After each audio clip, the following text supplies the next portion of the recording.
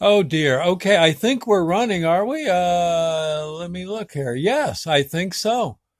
Yep, I see the countdown. All right. Good. Doc South here, friends. Working now with my smartphone, which I think is going to go out on low power. Oh, I love technology so much. Well, here's one called Just Plain Aggravating. Okay. Spent most of the day figuring this out, and I don't know. I think maybe we're getting somewhere. Gosh, let me adjust my profile there. Okay. Some profile, huh? Yeah. Anyway, this one's called Just Plain Aggravating. Now it's getting personal. I'm ready to rumble. That roof drip is starting to tick me off. By the way, this is from about 2 years ago. It's the invisible menace. Worked about an hour up on the roof yesterday watching for leak clues.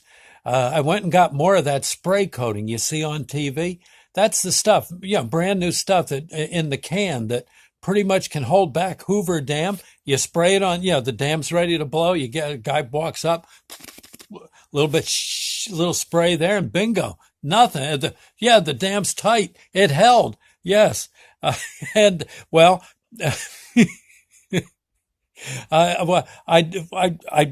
I found that the stuff actually don't work too bad. You just got to know where to spray it, and that was the problem. It's a big roof, and that stuff's like what, 12, $15 a can. Yeah, I can only go for so much. My God, I'm not made of money. My God, anyway, dodged a whole bunch of hornets who thought my ladder was some kind of maternity ward. Those darn bugs have been building nests in the hollow rungs of the ladder.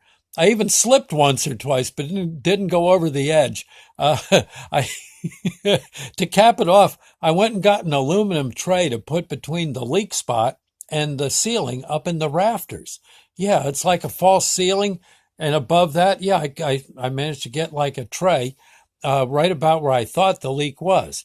And I got a head full of spider webs and a few critters down my back. But, well, luckily, they just tickled. It wasn't too bad. And so I was all set for the night storm. There was one coming, a biggie. It hit with a vengeance. It even knocked out the lights and worse, the TV satellite signal. Oh my gosh.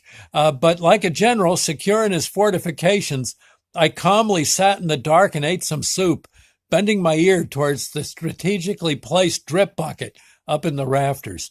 I even went for seconds on the soup, tripped over a few antiques in the dark as I climbed into my chair.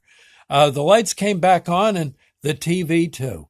The soup, I think, was already hot.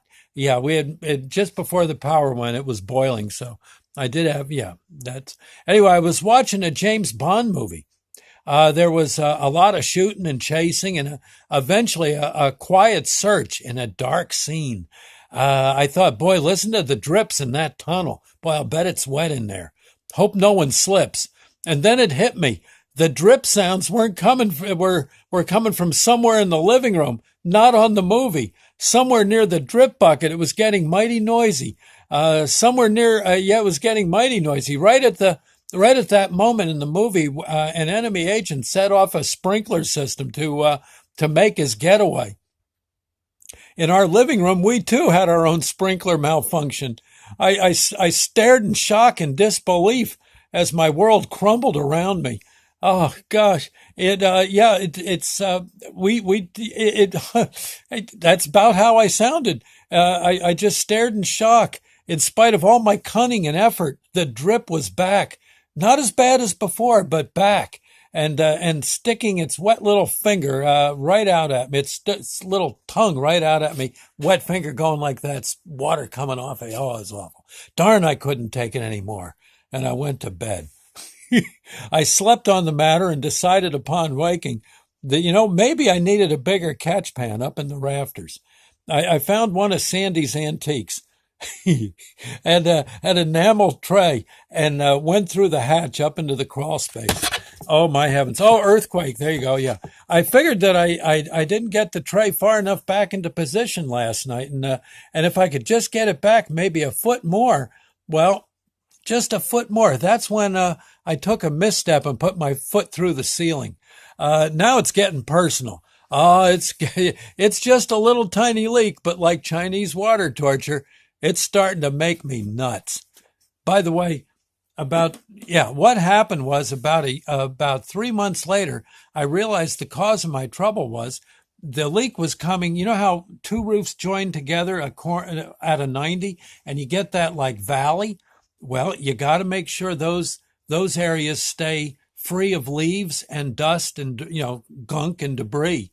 If you keep it swept, the water just doesn't have time to get down into the rafters. If you leave it all those leaves and stuff where it's all good and wet, where it stays wet and it holds the moisture, lo and behold, I don't know how it happens, but the water just comes right out of that and down into your house. Yep. So anyway, a handy helper's tip for you. Okay. Anyway, Doc South here. I think that's it. I hope you enjoyed that. This is the first one on my brand new cell phone, except for the one I did of Millie running around the house, avoiding me horribly. I don't think I'm going to be getting too many pictures, videos of her. She doesn't seem to like. Maybe she's wanted by the mob. I don't know, but she sure doesn't. She puts her ear, she's a basset hound, puts her ear right over her face. Can't tell who she is. It's unbelievable. Anyway, that's a wrap, friends. I'll see you later, and God bless. Yeah, I think I'd like this up a little more here.